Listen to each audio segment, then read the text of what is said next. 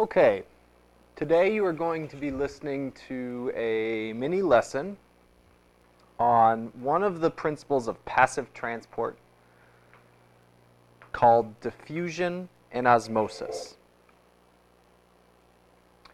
Before we begin talking about diffusion and osmosis, I should probably explain what passive transport is, because you have not yet watched that portion of our mini lessons, but it is the next thing that you will be watching.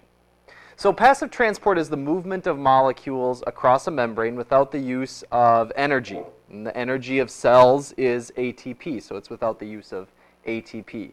This is particularly important to understand because it helps us understand how cells get molecules in and out of themselves.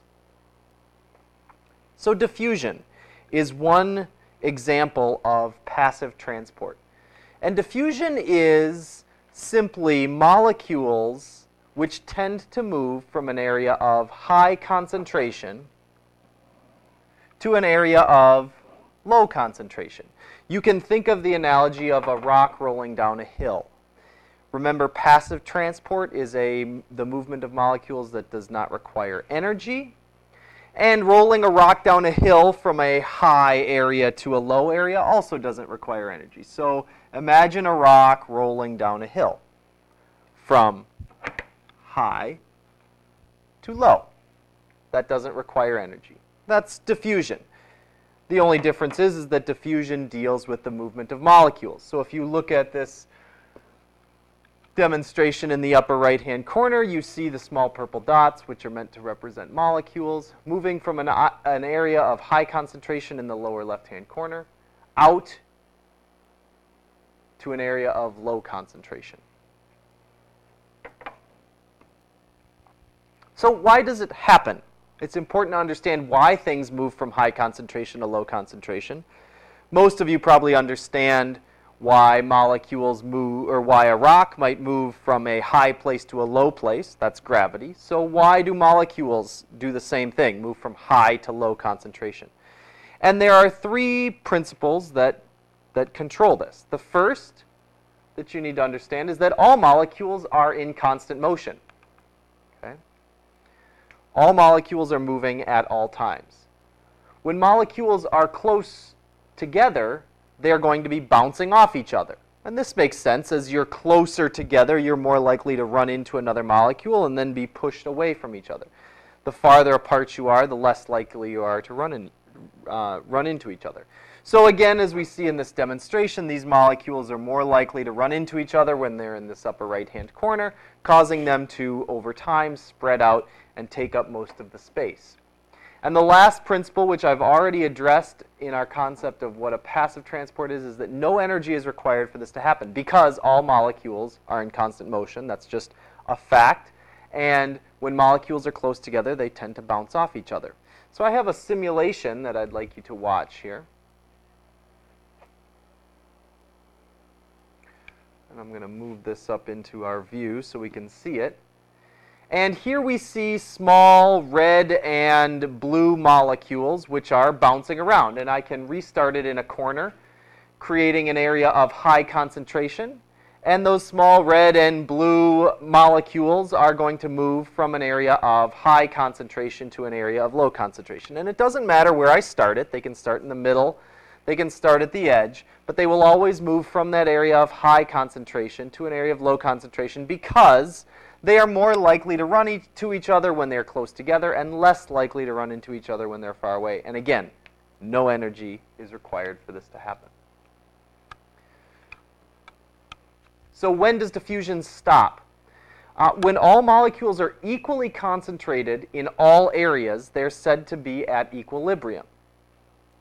When that happens, molecules are no longer going through diffusion, and diffusion has stopped. However, it's important to understand that molecules do continue to move even during that time. So again, if we look at our diffusion simulation and we begin the molecules in a concentrated state, diffusion is still occurring. And at this point, if you look at the simulation, the blue and the red molecules are found equally everywhere in the screen, which means that diffusion has stopped. They have reached equilibrium. However, they have not themselves stopped moving. So if we again, diffusion is still occurring, and now equilibrium has been reached. Okay? So diffusion is still occurring, and now equilibrium has been reached. Okay. So what's osmosis then? Osmosis is simply a special kind of diffusion. Okay? It's diffusion that involves water. Okay?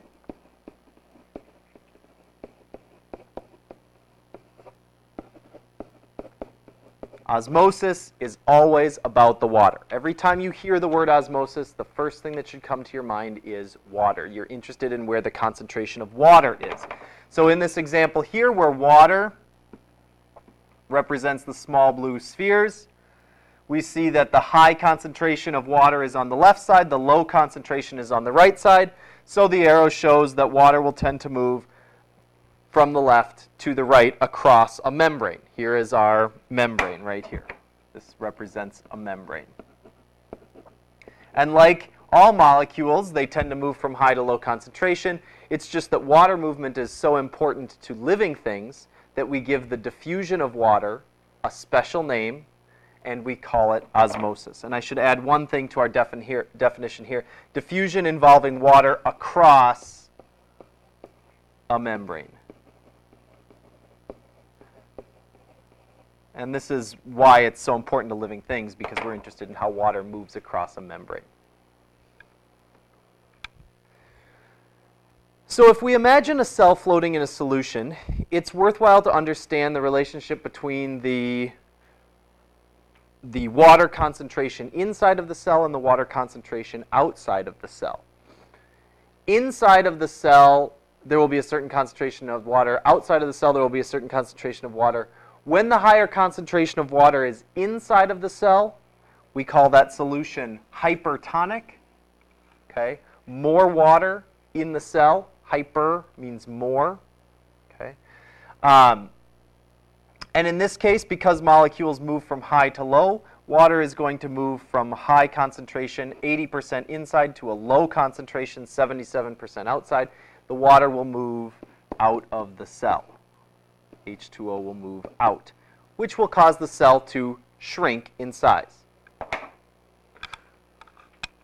A hypotonic solution. In this case, the higher concentration of water is outside the cell rather than inside the cell. 80% outside, 70% inside. Water will move from the outside in,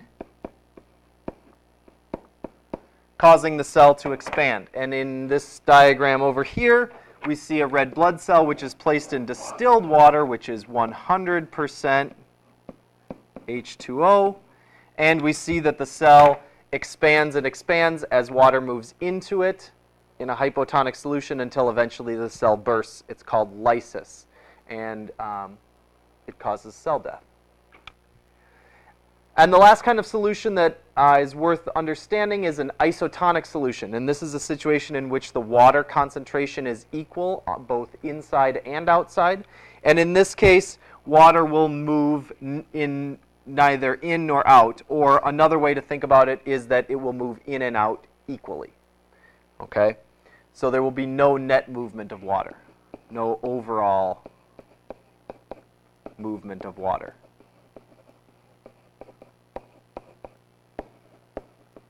And if there's no movement of water, this means no osmosis.